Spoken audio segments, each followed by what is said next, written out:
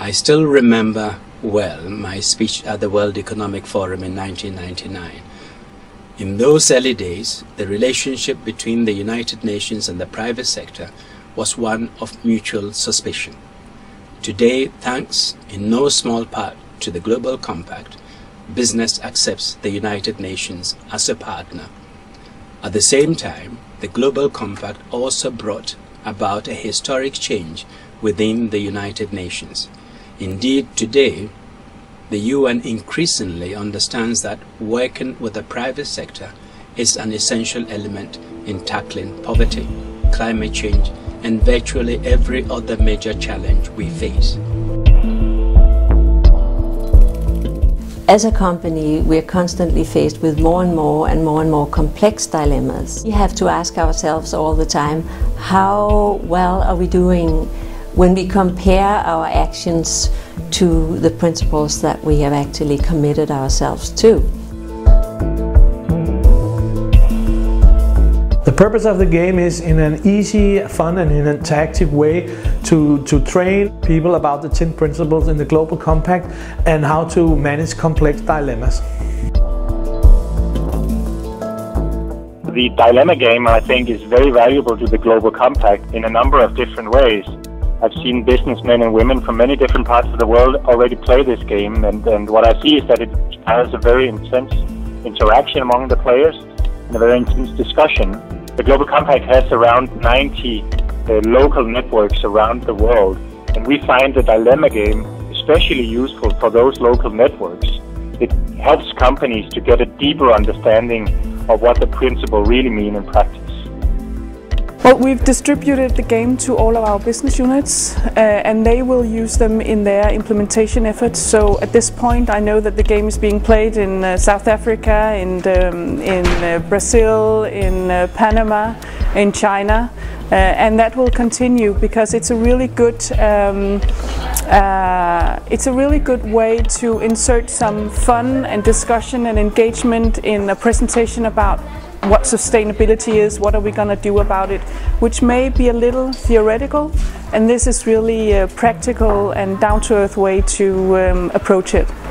I've actually used the Global Compact recently in recruiting additional companies to the Kenyan network.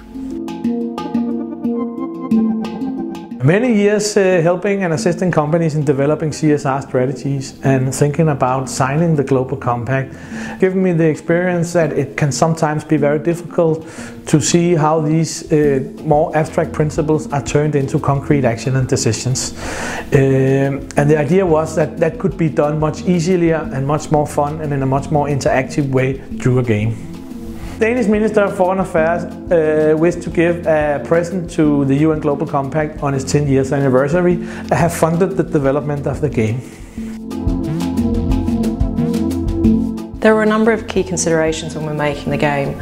One was that it was accessible to many, both in different countries and culturally, and also to people who may have corporate responsibility knowledge and those that don't. You don't actually need to know anything about the UN Global Compact or CSR to start playing the game. The dilemmas cover the 4 areas of the UN Global Compact, so that's human rights, labour standards, environment and anti-corruption. We wanted to give the design a professional and user-friendly appearance, so we selected the colours to match the colours of the UN Global Compact.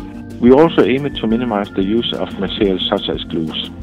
The result was a lightweight, environmentally friendly game that's easy to use and easy to recycle. The dilemmas are collected from experiences. Also, we went to visit Kenya and Bratislava, and we talked with the UN Global Compact members and non-members there and asked them what some of the issues were that they were experiencing. Very appropriate in addressing real business dilemmas that companies face. I was involved in development of the UN Global Compact game through organization of the workshop, and this workshop, which took place in Bratislava, was focused on identification of dilemmas from this region. For Novo Nordisk, stakeholder engagement is one of the key elements of corporate social responsibility. And this game actually provides a platform that you can play out what stakeholder engagement is about. And this is valuable in the sense that we can use it when we want to teach employees dealing with stakeholder engagement.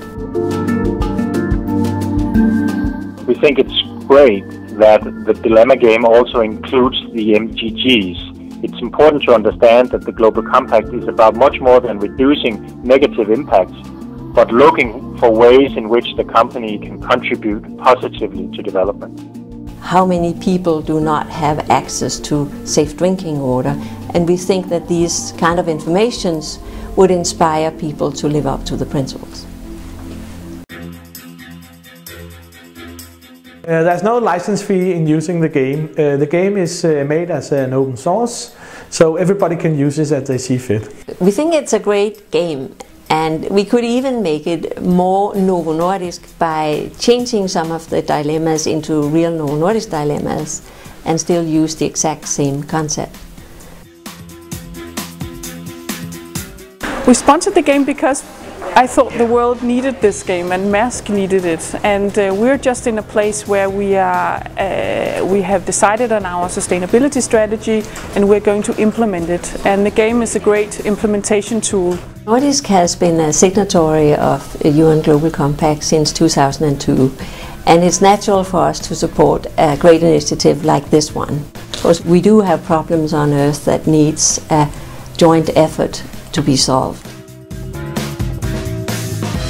Several hundred copies of the game are being distributed by the Ministry of Foreign Affairs to the UN Global Compact and its regional coordinators, and there's a number of other businesses that have also requested a free copy. We're also looking at using the Kenya network for sharing platforms with other African countries in the coming year. And the game is one thing. The game is one thing that we like to use. Everybody wants it, so we are considering ordering more games because it has a real uptake out in the business units in the different countries. So it's not just the headquarter people who likes to play it. It's really the people who have these dilemmas ready in their everyday jobs. There's also over 7,000 members of the Compact in 130 countries. We've also got names of individual businesses, so we're hoping the game's going to go really global.